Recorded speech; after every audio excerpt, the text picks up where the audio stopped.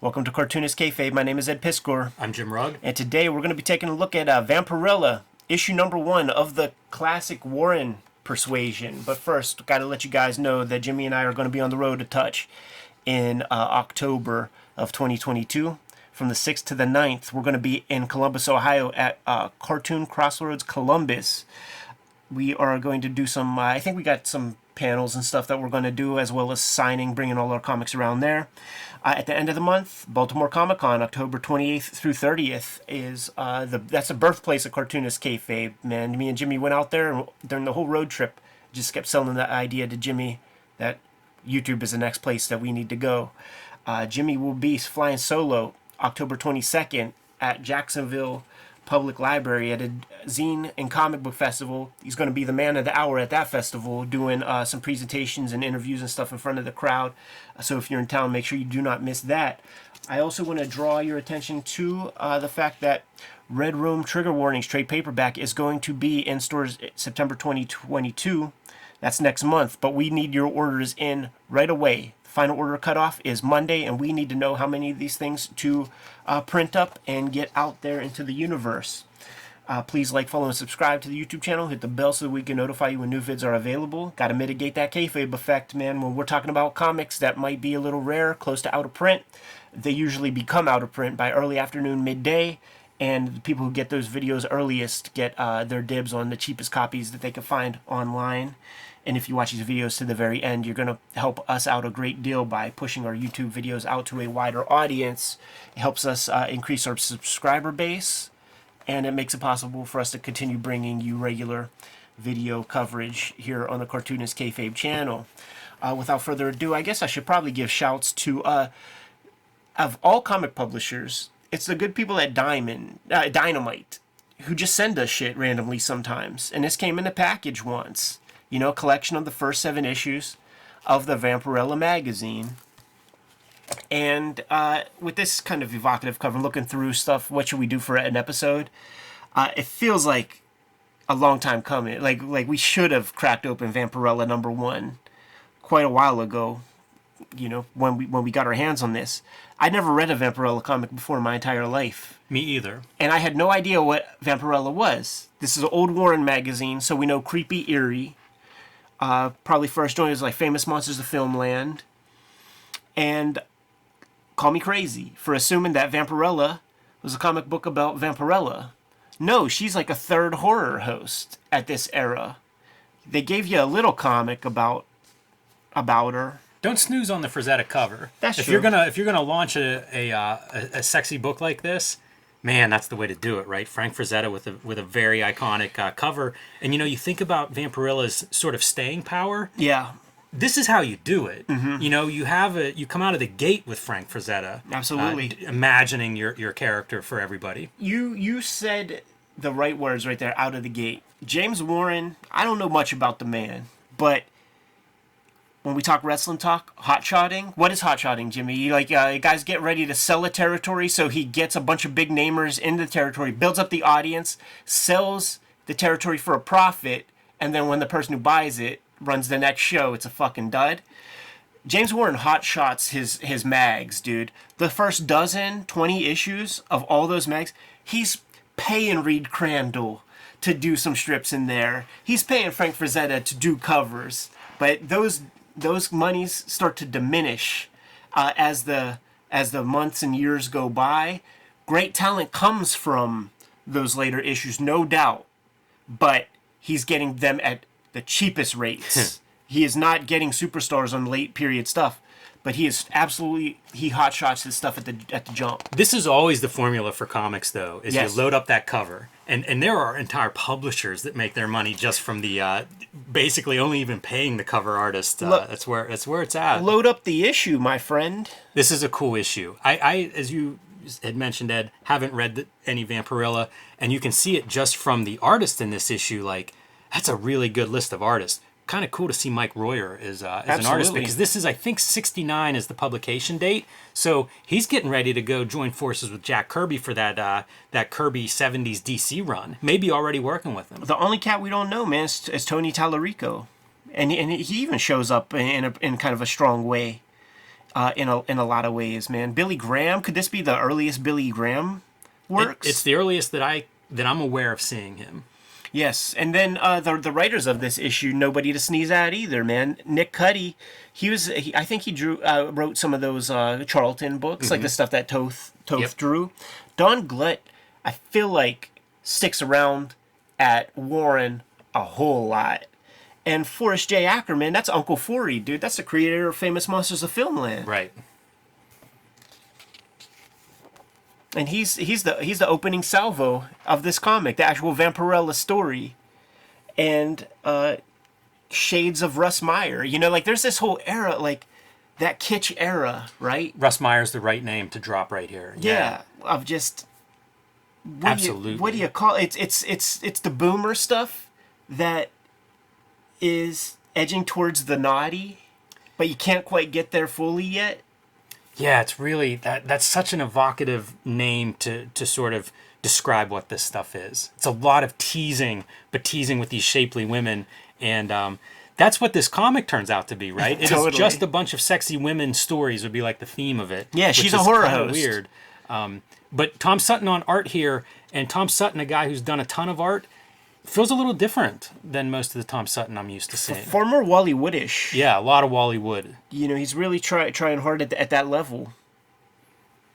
And very attractive. This is a nice reproduction in this one too. It looks good on glossy paper. These works. Very man. sharp lines. I don't know how they put this together, but good job on the restoration. Absolutely, man. So this is an origin story of Vampirella, and dude, you know Danzig. I mean, this is porno for Danzig. Right. You know, a big titty chick with black fucking bat wings. Breaking some rules here by having your stack of panels instead of your tall vertical, so you got to have the arrows. Yeah. I mean, they're just inventing the rules. Like, this is just such... It feels like, you know, Uncle Forey, he is what he is, but he ain't no comic writer.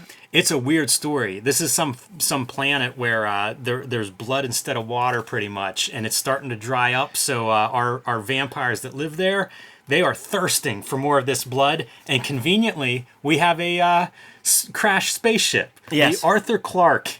Wear your influences on your sleeve, by the way. Right. Nothing wrong with that, but there's more of your Wally Wood. Absolutely. It looks like a straight-up crib. Yes. I remember somewhere... It literally might be episode 1 of Cartoonist Kayfabe, Wizard #1, where they did a little piece on, like, Halloween comics or horror comics, and they were talking about... Oh, no, it wasn't Wizard #1. It was My First Wizard, number 37, where they did a horror sort of thesis. And they were talking about Vampirella, and they talked about this origin in there. So when I'm reading this, I'm like, oh, yeah, this is from that. And, like, just like issues later or something, they give her a completely different origin, and they keep changing her origin a whole bunch. Now, this is the first Vampirella comic I ever read. It's funny how you have black spots, right? Like in your comics education, but you can't know it all. And we're autodidactic type motherfuckers here. Like nobody's telling us to read anything. So I never thought to read any of this shit. And just assumed that Vampirella was a comic about Vampirella. And I put out to the audience, like, does it become that? Because she's such a cool looking character. Like, why would you not want to see her on every page? And I felt slighted, actually, because I just wanted to see, to read the Adventures of Vampirella, not like EC flavored stories, like any kind of creepy, eerie story, with the difference being that, you know, she's a horror host and there's some chicks involved in, you know, in these issues. What did the crowdsource come back with? No. Like what I'm saying is, I'm putting it out right now. Oh, gotcha. Yeah. I'm curious about that as well, because obviously, like, there's been so many comics with Vampirella on the cover, and I think those '90s issues. It's just her. Those had to be. Yeah, that's just her living her life off of Planet Draculon, doing what she does. Here goes your Billy Graham. Yes. And it's a lifeboat, right? So this is a ridiculous story. Talk about prejudice, man. They take the one guy that looks like Bela Lugosi meets Christopher Lee meets Boris Karloff. They kill that motherfucker first because people are showing up with like little vampire track marks in their necks. They're like, "Oh, we know what that is." Yeah, absolutely. So it starts off like what was that? Was it called Lifeboat? I think so. The Hitchcock movie. Yeah. And it has that great suspense. Like, one of these peoples is the traitor. And, of course, make that guy the most suspicious-looking cat. He the looks most like ethnic. a vampire. Like, Yeah, he totally does. like a vampire here. I think he even has like fangs in that drawing. Yeah, it's all those guys. Barnabas, it's all those dudes. So they're like, fuck this guy. But that doesn't solve the problem. I love the orientation. Dude, it creates that rocking boat Absolutely. kind of energy. Did we just see something that had this kind of I feel like I called out a panel page layout like this recently. I love it. I think it's so effective, this thing of just taking your regular comic book style page and rotating it 5 or 10 degrees. Looks super cool. Sure. I'm shocked that I haven't done this or I haven't seen this done a whole bunch of times. But here it has storytelling value because you are in a rocking lifeboat. Exactly. And it makes just so much perfect sense. So, killing Bela Lugosi doesn't stop the vampire attacks. didn't solve a damn thing, man. And by the way, this is all in one night. So, like, everybody seems to be able to agree to go to sleep at the exact same moment and enough time for somebody else to get pierced with vampire fangs. And then they get woken up again. So none of these people are getting into REM sleep. That could be why they're so crabby and just prejudiced against, Eastern European, Romanian-looking Transylvanians. I love that everybody's fully clothed too, and our girls in a bikini. Yeah, you gotta be. And then when we get into fight scenes, I mean, we have as much ground as we need to like land our blows and stand up and shit.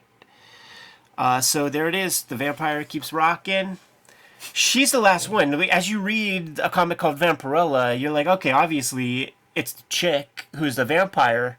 But guess what, dude? You would be wrong because because it was the boat. It was the lifeboat all along, Ed. Yes. That's such a ridiculous drawing. How is this issue 1? That should be like issue 137.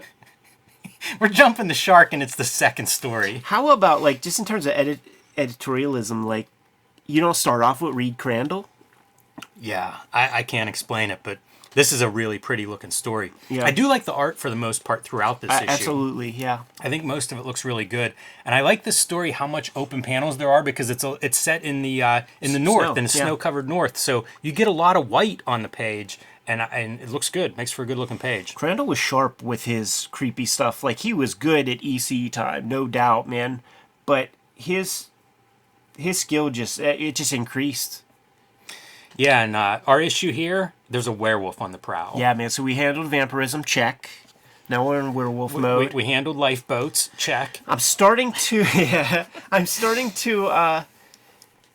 become suspicious of every woman I see in these fucking comics. Yes. You know? He has to go to the Holy Man to get a couple silver bullets. Yeah. And the Holy Man's like, oh yeah, we handle this all the time, dude. Because we dealt with Loup Garou once. Right.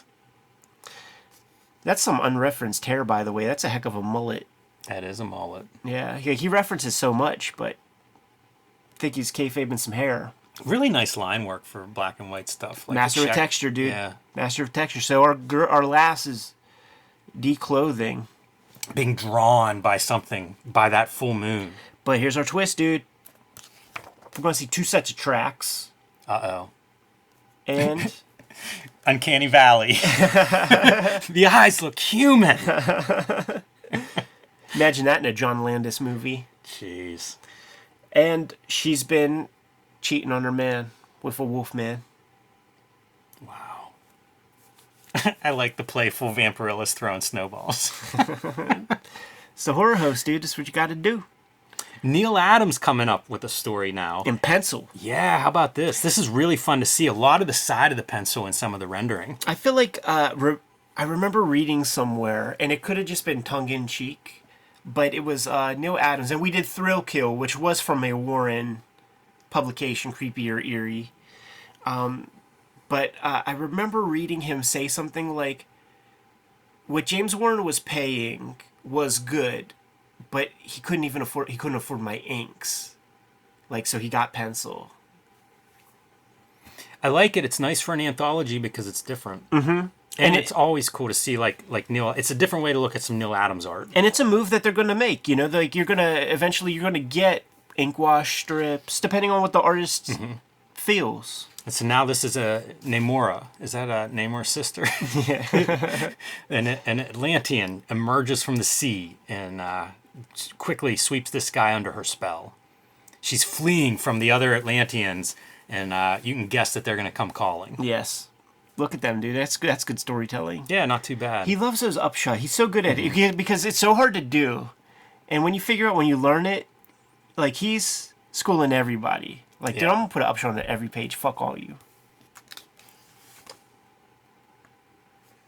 Yeah, and he's quickly subdued by her and going to do whatever it takes to protect her. And so whenever our Atlantis guys show up, he's fighting for her life. To no avail. It's neat to see some of this stuff. Like those legs, I wonder the techniques that he's doing. Is that light boxed? Is that being projected on there? Because it's pretty simple drawing. You don't see like construction lines on a lot of that stuff. If you're reproducing pencil, it's got to be relatively clean. Yeah. And the stuff that's not clean, like look at that. He's putting white media on there. I've seen that done, man, where like people will put like Conte? Not Conte, but just pro white and spatter pro white on top of pencils. That seems tough, I guess you couldn't draw with it, but splatter would work. Yeah. Otherwise, you end up smudging that graffiti and get some kind of gray mess. And this is weird. Like, at first, like, without reading the captions, I thought, like, what's happening is, well, he's been down there a while. Like, he just discovered that he's Atlantean himself. But no, he's toast, right? Right. Like, that's the deal? He's just a dead guy? Mm-hmm. He swam down and just kept swimming? Yeah. Dude, when you were a kid, did you ever do that thing, man, where you're, like, at the bottom of the 10-foot, and you stay down there a little too long, and then you kind of rush to get up? You ever do that? Oh, yeah. Torture. That's the scariest times of my life. Isn't that why you do it? That's why you do it the second time. I guess, yeah. Shame on me, right? Shame on you the first time? This is Mike Royer, and I think it's beautiful. I love seeing his stuff. Like, some of these kind of hatches, man. Wild. Yeah. I mean, it feels like... I mean, I have no idea, right? I got that James Warren biography. I haven't cracked it open yet. I scooped it up because that shit was out of print, and I found a copy, and I'm like, fuck, I need this because I'll never see it again. And I never have seen it again, but I haven't cracked it open and read it. But it looks like, if I was to diagnose what I'm seeing, it looks like James Warren has a certain amount of money that he's paying top talent, and a certain amount of money where he's getting new guys. And this because this feels like unrefined fanzine art, but still cool. And I think this is Royer lettering. Yeah. Looks like his lettering to me. It's really crisp. I like this. I like the look of this story quite a bit. Doesn't look like they solidified. Like, when they started doing this, everybody invented their Vampirella costumes. Good skull. Story here, it's witch. A witch was burned at the stake, put a curse on the family that was responsible. And so this woman who is babysitting a kid is kind of like the last in the bloodline. And you can see our burn witch victim spirit hovering over her. Yeah. Look at these guys, man. Costa gone. And Penny Century. Totally. Wow. A little Ditkoism in there. A lot of Ditko, yeah. I like this, the brush kind of ink marks behind there are really interesting to me. Don't see those kind of marks much. Doing that Marvel gimmick, man, where you got to put some other books in the line into your strip. Can't argue with that. And then, of course, you got to... This is the worst piece of trash I've ever seen. Blasphemy of the eyes, that's what it is. How could the parents fill their child's minds with such garbage? I love that, blasphemy of the eyes. Cornette would call that the drizzling shits. Yes, in today's world, but blasphemy of the eyes is good stuff. The lettering, like you see it in sound effects, is very well integrated throughout. This is pretty nice too. Like the exterior shot and the ghost and the house. All the lighting. This is when lighting was a huge consideration. And some of these panels like this, I see stuff like Dan Clowes. And I'm not saying this is an influence on Dan Clowes. I'm saying like good black and white illustration and cartooning. But I mean, that's a really great little composition. Yeah. Good drapery. But there is like the unrefined fanzine piece of it that I I chase comics. I like that stuff, absolutely. And that, I swear to God, that's Batboy and Ruben. Like, he cribbed fucking Batboy and Ruben from Mad 5 or 6 or 7. That's hilarious. For that piece right there. Love seeing the 8-panel grid, the Stray Bullets grid. Absolutely. Look how good that looks. Here at Cartoonist Kayfabe, we aren't just making videos about comics, we're making comics themselves, and we've got some big releases coming up this fall. Ed Piskor's Red Room, Trigger Warnings, collecting the second season of Red Room is available in stores in September, but you can pre-order that now wherever you order books or comics. You want to pick that up now in time for the Christmas rush, because the way printing and paper shortages are, you want to make sure you pre-order this book to make sure you don't miss out, because once these are gone, it may take a minute or two to get the reprints, and you don't want to be stuck this holiday season without it. My Hulk Grand Design book, the retelling of the 60-year history of the Incredible Hulk, will be in stores in December in time for Christmas. Again, you need to pre-order that book now. Let Marvel know how many of these things to print. This is the best book that I have made. Marvel let me design this book. It's going to be a big, oversized, neon green book that you will want to add to your collection. Put a red bow on it, stick it under the Christmas tree for the Hulk fan in your life. And Street Angel, Deadliest Girl Alive from Image Comics has been out of print for almost a year. We'll be back in print by the end of August or early September. So put that on your pull list now at your local comic shop or online wherever you get books. And now back to our regular scheduled program. Kayfabers, tell us who this Tony Tallarico fella is. And we've seen different lettering treatments on every strip, which suggests that when you put a story together, like, you guys are responsible for the lettering on it. Yeah, I wondered about that. Because the Neil Adams one would be the one that feels weird to me. I can't picture Neil Adams. You know, maybe somebody in the studio lettering it. But I guess that's probably what is happening. Yeah. That the artist is responsible one way or the other for it. Yeah, you've seen all different techniques and tools. You know, like this is not, we didn't see this in the comic, but that is totally from Hal Foster, Prince Valiant. Yeah, Tony Tallarico, I feel like I've seen that name somewhere, but it's probably other Warren books. It's a good name. Yeah. And now we're going to get the alien sexy women. Yeah, dude. What was that Zsa Zsa Gabor movie? Or was it Ava Gabor? Oh, I don't know. You know which one I'm talking about, man? It was like the chick, like the planet that was all chicks, and they take a dude up there.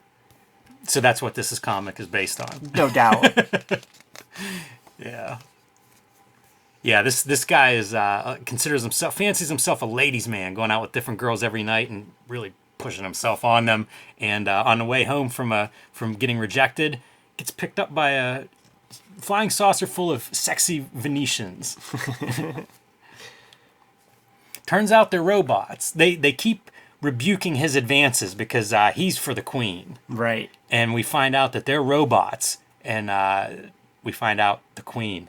That queen looks like a Dan Clowes nightmare. It looks like a mad ball. Uh-huh. And now we have Anonymous. Such a dumb, like, O. Henry twist. You know, it's like all the actual alien's ugly. Yeah, we've seen that before. So Anonymous draws this one. Yes, and I like this art. And I'm so curious, like, who the artist is. It looks like at times it's drawn very quickly, but so what? Like, I love her hair on this. It's very illustrative in the school of, like, stuff that Chaykin digs and Klaus Janson and that kind of thing, where it's speedy. A duo shade paper, right? Absolutely, without a doubt. But there's stuff there, you know, like super quick. But then you know you got these reference faces, like straight from like a cigarette ad on the back of a magazine. It works well, and the story's kind of interesting. This guy buys a house and finds out the previous owner was murdered in the house. And there's one room that whenever someone goes in, the room changes to reveal something about that person. Right. That seems like wouldn't surprise me if that's a ripoff of some story or movie. Yeah. But also like feels very different than a lot of the stories previously in this issue. This art, like, down to the lettering, it feels like it was ripped from underground comics. Yeah. There's guys like Frank Stack, who did the Adventures of Jesus, Fulbert Sturgeon.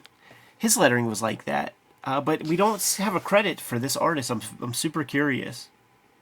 This is wild. The reflection reflection on the side of the car and the scratchiness of that reflection. Yeah, showing the light in one of the rooms.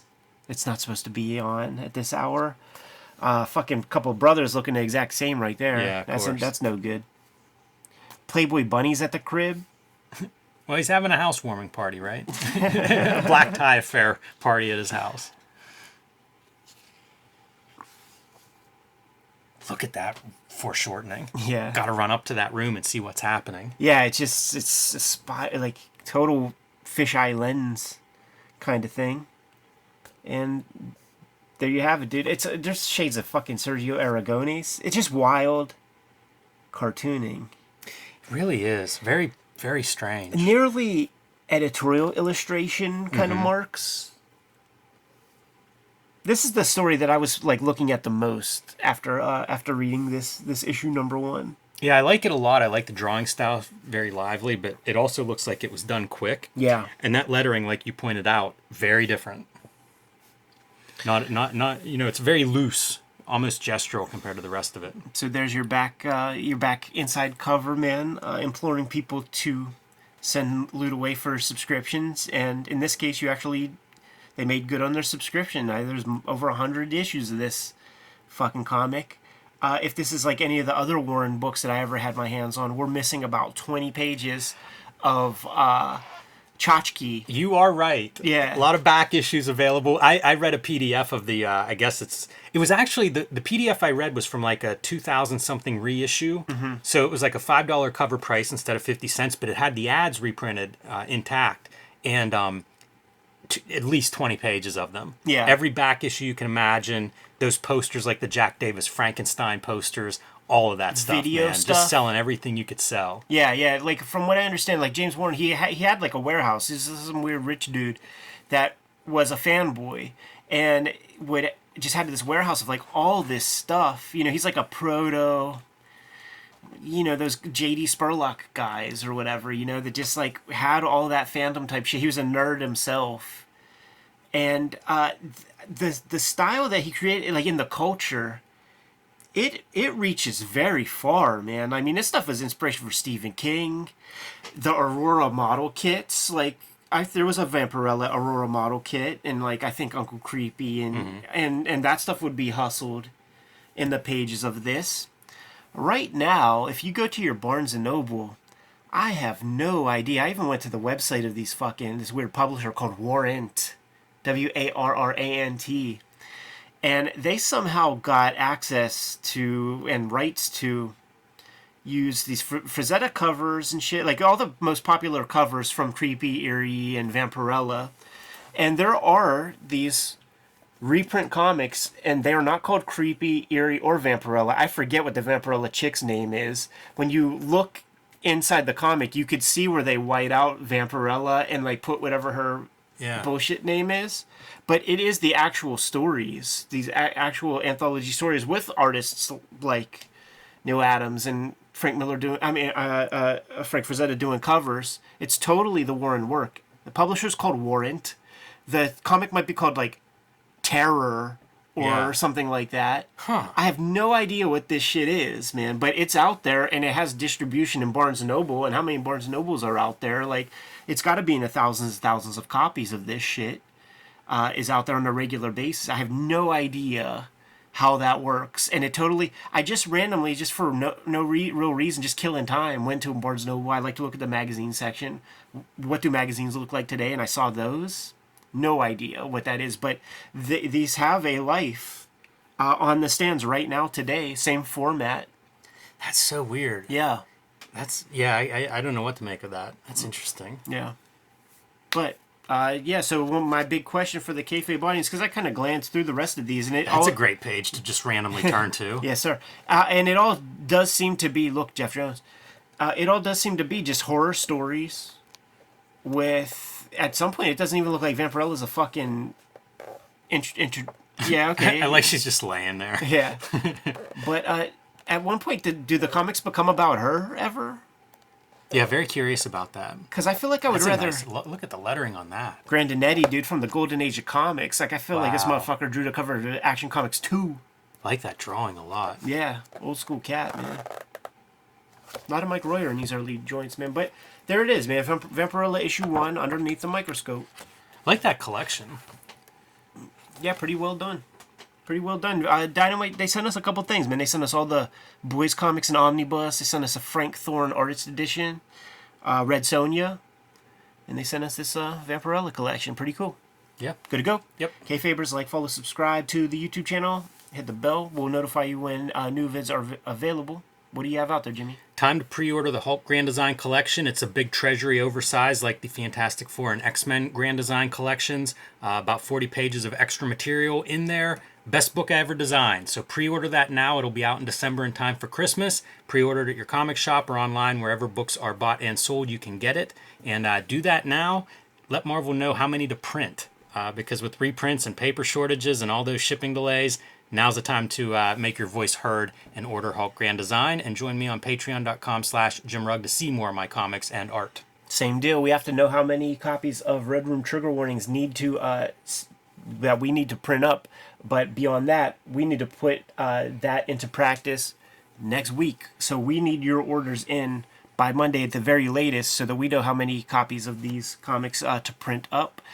Murder on the Dark Web for Fun and Profit is the name of the game. There's going to be about 60, 70 extra pages of material in the Trigger Warnings trade paperback beyond the comics that were released in 2022. Lots of extra art. Hit my Instagram. You'll see some of that stuff.